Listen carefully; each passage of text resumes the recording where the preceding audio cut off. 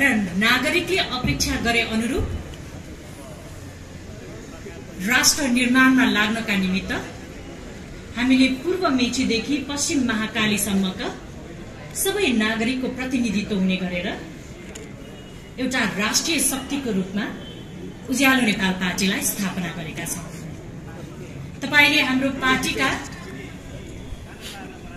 केन्द्रीय सदस्यहरू मात्रै हेर्नुभयो भने पनि एउटा मिनी नेपालको झल्को आउँछ। हाम्रो विश्वास आवाज सुनिने ठाउँमा र कानून बन्ने ठाउँमा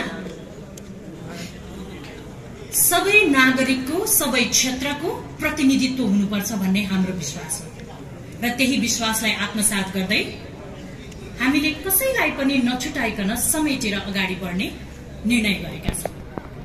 यसमा तपाईहरू पनि पर्नुहुन्छ। तातो खबरको कुरा गरौं। पछिल्लो चरणमा गएको हप्ता यहाँहरूले सम्प्रेषण गर्नुभएका समाचारहरू पछ्याउने हो भने एकपछि अर्को ब्रेकिङ न्यूज, कसको कोसँग भेटवार्ता भयो, कसको कोसँग मिलन हुने सम्भावना छ।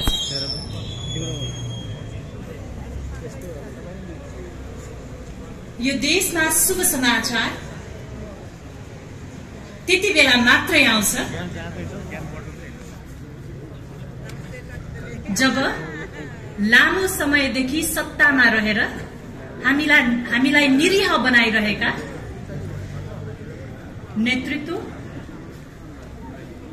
दलहरूले सृजना गरेको त्यो राजनीतिक संरचना, राजनीतिक संस्कार र शक्ति बाँडको गुटबन्दीलाई तोड्न सक्षम भएर जब यो देशमा हामीले उज्यालो क्रान्ति गर्न सक्षम हुन्छौं तब मात्र उज्यालो ब्रेकिङ न्यूज सुन्न पाउनेछौं। र हामी यहाँहरूलाई विश्वस्त बनाउन चाहन्छौं जुन एकताको यहाँहरूले कुरा गरिरहनु भएको छ, परिकल्पना गरिरहनु भएको छ, त्यसको बिउ उज्यालो नेपाल पार्टीले नै स्थापना कालदेखि नै रोपेको हो। सम्भावनाका ढोकाहरू प्रशस्तै छन्। हामी आत्तिहाल्नुपर्ने अवस्था पनि छैन।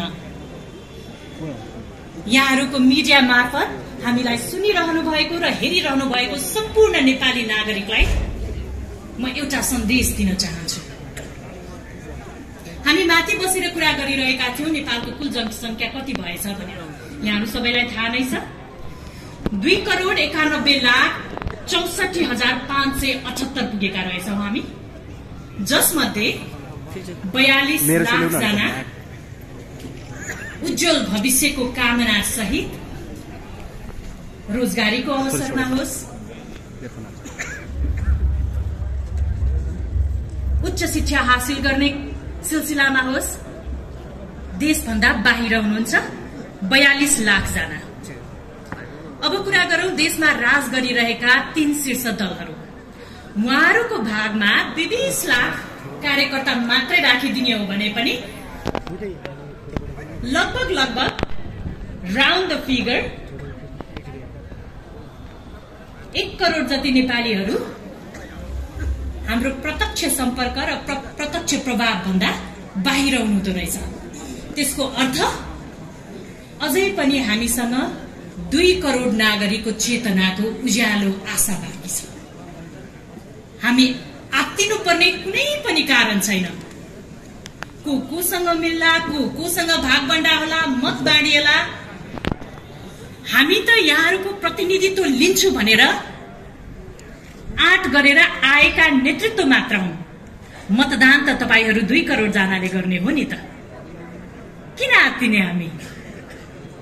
तपाईहरूले निर्णय गर्नुभयो कि यो देशलाई अब नयाँ नेता, नयाँ दर्शन, नयाँ सिद्धान्तको होइन, देश निर्माणको भावनाले देश बन्दैन, योजनाले बन्छ। त्यो योजना उज्यालो नेपालसँग छ। म यहाँहरूलाई विनम्र अनुरोध गर्छु र पत्रकार साथीहरूलाई पनि मेरो नम्र निवेदन, यति बेला हामीलाई दलको नाममा, क्षेत्रको नाममा, विचारको नाममा, आइडियोलोजीको नाममा विभाजन गर्ने चाहिएको होइन।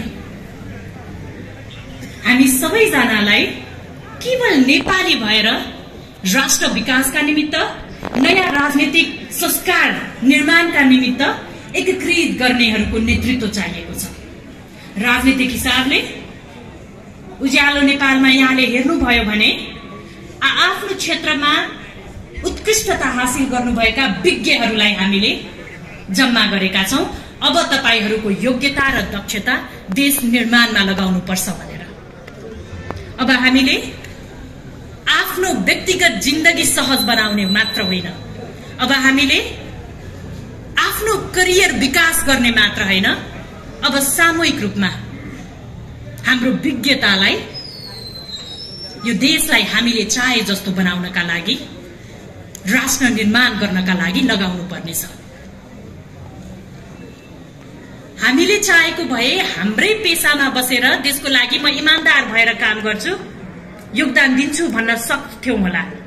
तर यो देशको नागरिक भएर जन्म लिएदेखि हालसम्म जुन विकासको हामीले कल्पना गर्यौं त्यो नभएको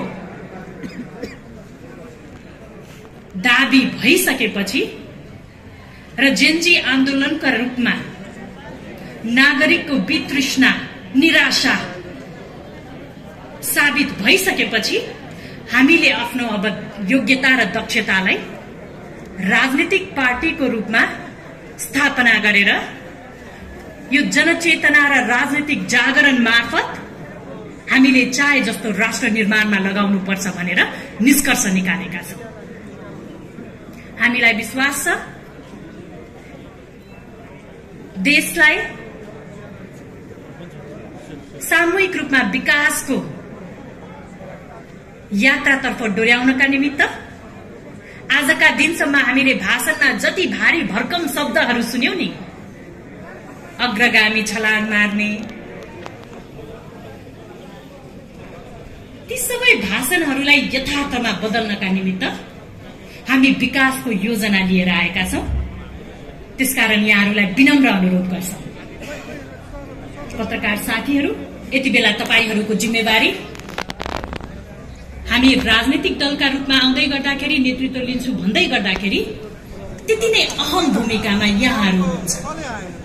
त्यसकारण जनतालाई फुटाउने होइन, जनतामा निराशा बढाउने होइन, सबै नेपालीलाई एकीकृत गरेर यो राजनीतिक जागरण र चेतनालाई उज्यालो नेपाल निर्माण गर्नमा लगाउनका निमित्त, हौस्याउनका निमित्त पनि मैले यहाँहरूलाई विनम्र अनुरोध गरे। धन्यवाद।